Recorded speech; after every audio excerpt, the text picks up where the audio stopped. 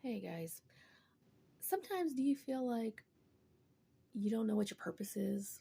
God can't really use me. I've been X factor, Y factor, Z factor, an addict, an adulterer, whatever it is that you've been, a liar. I've stole somebody's something or other, and you think God can't use you. All right, so we're gonna look at some people in the Bible. Um, God likes to use the unlikely people to do the greatest things. And it's not by their power, but it's by his power. But let's take a look anyway. If you still feel bad about yourself, let's take a look.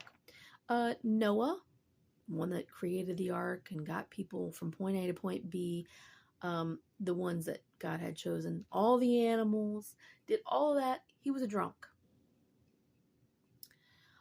Abraham was too old to do most of the things he did.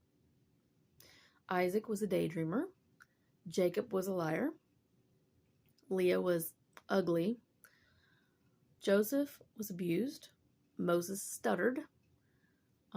Gideon was afraid. It tells you several times in the Bible, fear not, for I am with you.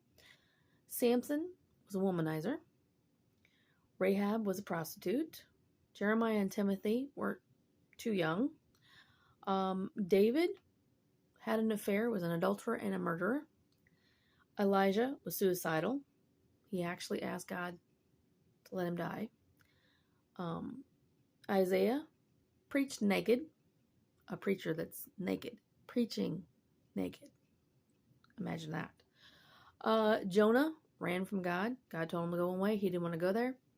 He tried to hide and get away. Naomi was a widow.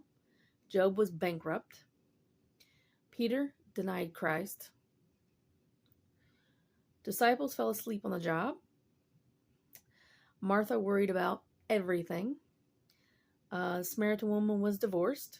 Zacharias was a wee little man, too small. Paul persecuted the Jews. Timothy was sick. He had an ulcer or some sort of issue. And Lazarus was dead. But he used all these people to bring the gospel to you and me, to show us that we're never too far gone for his grace and for his purpose and for his might. Think about that for a minute.